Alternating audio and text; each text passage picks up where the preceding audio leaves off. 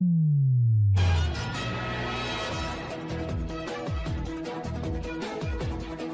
watching Sun TV, broadcasting to the world from studios in Providenciales, in the beautiful binational Turks and Caicos Islands. Sun TV, your source for real news as it happens.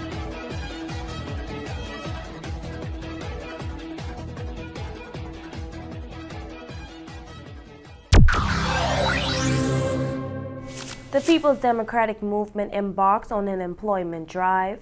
Opposition leader Honorable Charlene Cartwright Robinson is conducting a tour of the islands. The PDM expresses concern about the lateness of this year's budget presentation, and PDM Chairman Honorable Clarence Selva criticizes Premier Dr. Rufus Ewing for the manner in which he conducts business in the House of Assembly.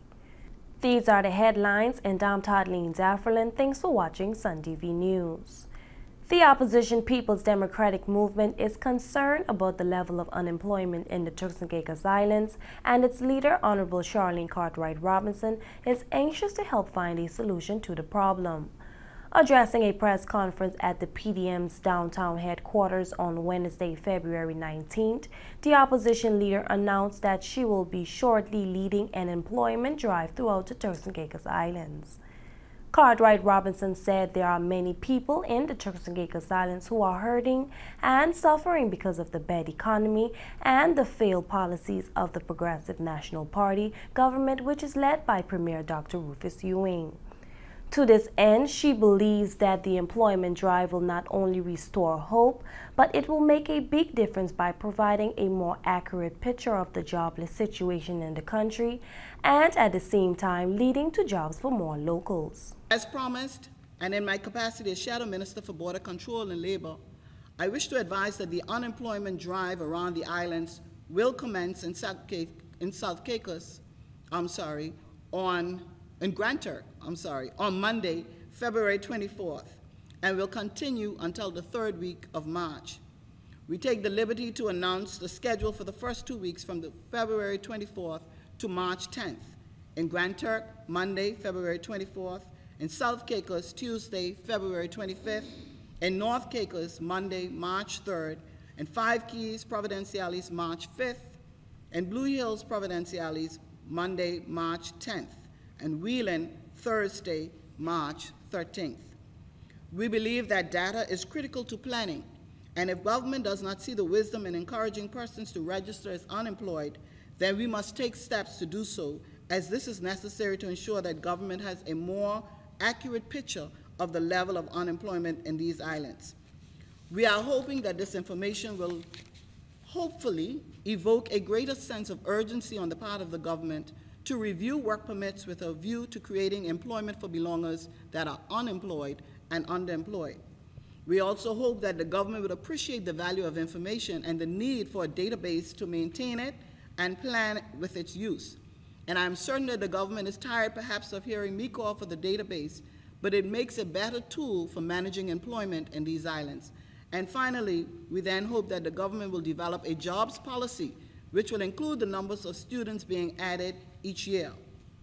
We are therefore encouraging persons to work with us and register during the drive. We appreciate that our people are on the verge of hopelessness, but we require them to do their part. The opposition leader also revealed that she will be touring the islands to get a better sense of what are some of the key issues that are affecting residents. She said this approach is absolutely necessary because the PNP government has lost connection and contact with the people. As I tour the islands of the Turks and Caicos to bring the issues to the forefront, I will commence this tour on Tuesday, beginning on the island of South Caicos. If the government does not come to the people, we believe that we must take the people to the government in an open and transparent manner. I welcome you to join us where possible and to help bring awareness to the plight of our people, especially in those areas outside of Providenciales. Honorable Cartwright Robinson also expressed disappointment and concern about the lateness of this year's budget presentation.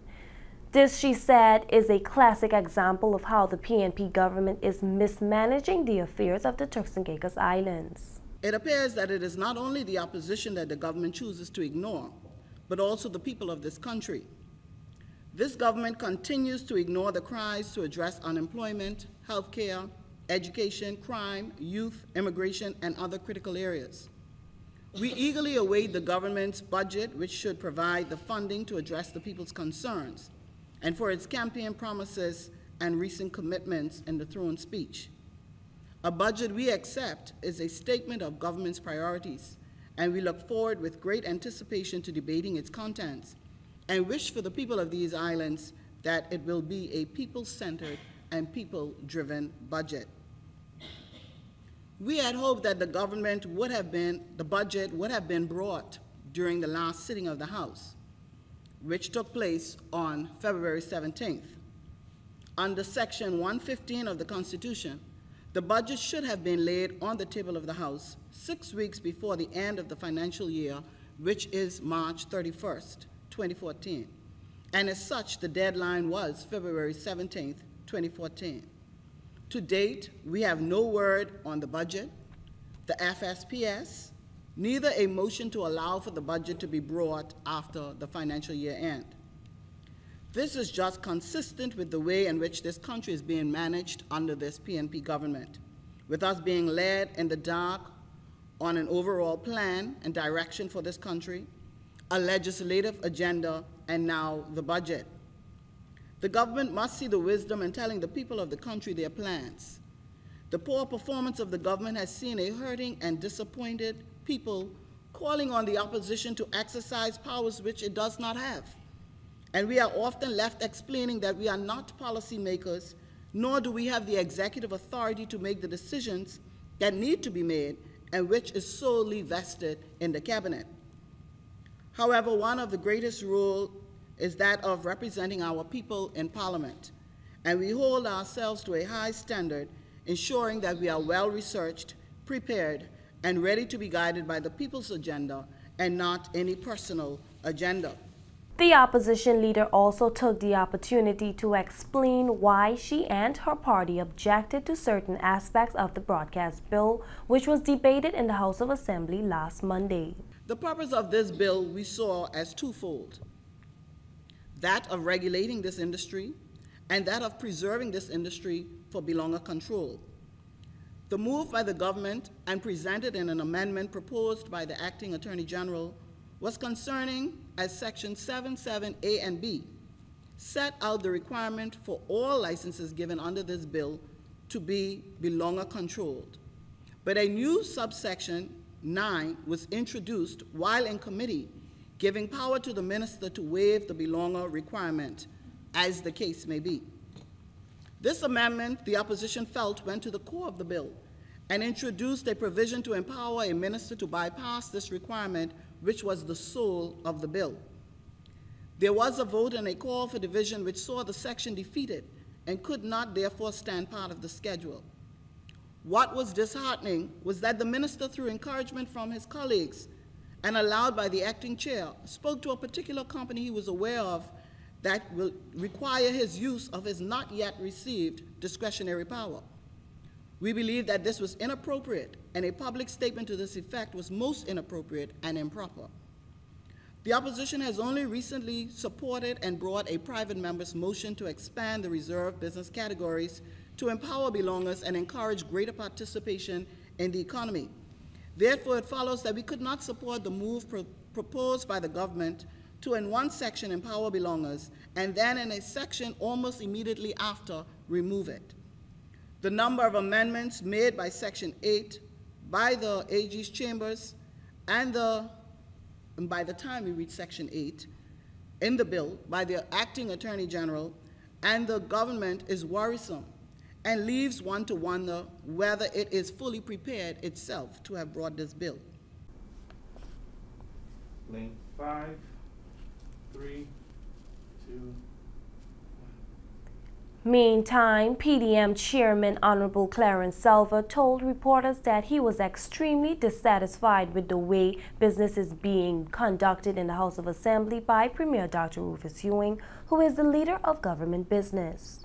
The people of this country paid for the majority of members of the House to travel to Grand Turk, round trip, to do the people's business.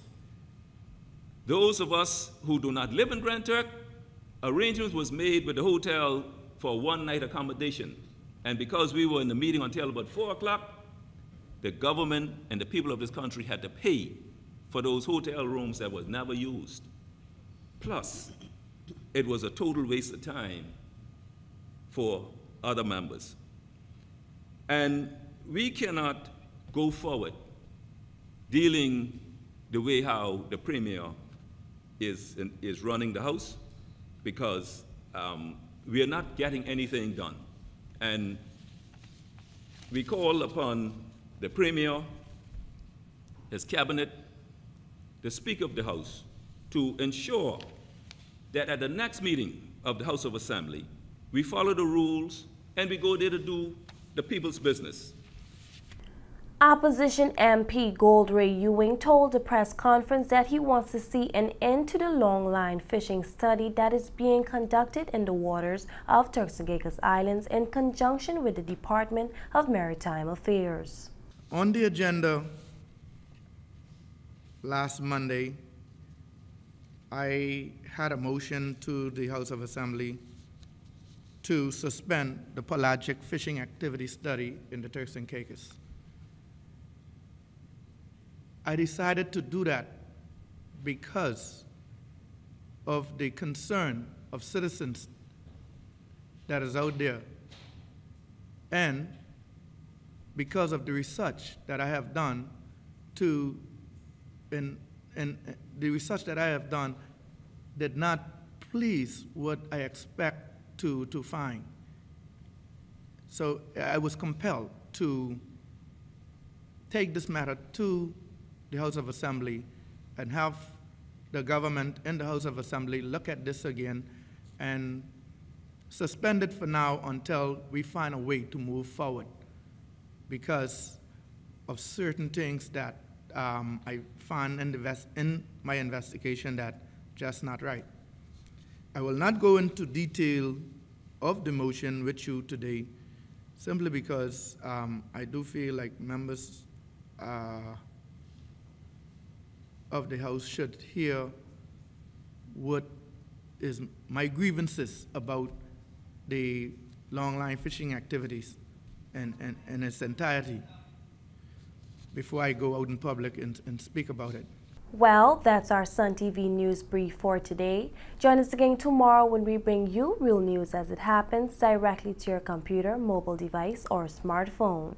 If you know anyone living overseas who would like to keep up with what is happening in the Turks and Caicos Islands, get them to email us at sun@suntci.com so we can add them to our mailing list to get Sun TV News. Thanks for watching. I'm Toddleen Dafferlin.